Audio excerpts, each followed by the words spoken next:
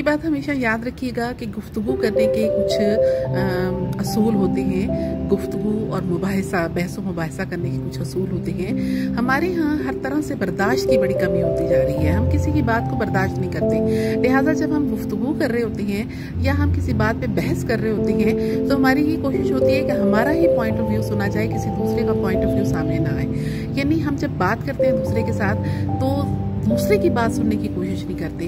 हम किसी को दरमियान में टोक देते हैं सिर्फ इस वजह से कि उसकी बात हमें पसंद नहीं आई या उसकी बात से किसी किस्म की हमें लगा कि वो झूठ बोल रहा है, गलत बयानी से काम ले रहा है, या ये कि उसकी बात हमें नागवार लगी, या ये कि उसकी बात से हमें किसी किस्म की तौहीन का अंदाज़ा हुआ अपनी या किसी की, हम फ़ौरन से उसको टोक देते हैं। हमेशा जहन में रखिएगा कि जब भी आप किसी से गुफ्तगू करें, जब भी किसी से कोई बहस मुबाहिसा करें तो दूसरे के नुक्ता नज़र को पूरी तरह से सुने और उसके बाद फिर उसका जवाब दें। बड़े तहम्मुल से उसकी बात को सुने और उसके बाद उसका जवाब दें, बजाय इसके कि आप उसको दरमियान में रोक के, टोक के और अपनी बात कहें। इस तरह ना आपकी बात किसी को समझ आएगी, ना किसी की बात आपको समझ आएगी। और हमेशा जब आप दूसरे की बात को गौर से सुनेंगे और उसके बाद फिर आप जवाब देंगे तो सुनने वाला बंदा भी आपकी बात को फिर गौर से सुनेगा।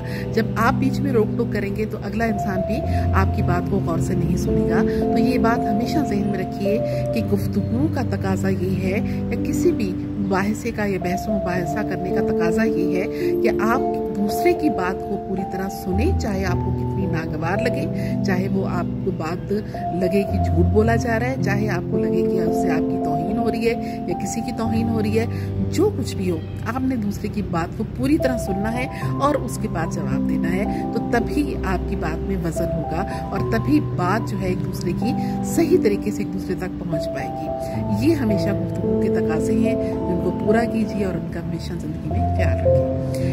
ये बातचीत जो है वो आपके घर में माँ बाप के दरमियान, माँ बेटे के दरमियान भी हो सकती है, औलाद और माँ बाप के दरमियान भी हो सकती है, बहन भाइयों के दरमियान भी हो सकती है, बॉस और सबॉर्डिनेट के दरमियान भी हो सकती है, कलीग्स के दरमियान भी हो सकती है, आपके कारोबारी दोस्तों के दरमियान भी हो सकती है।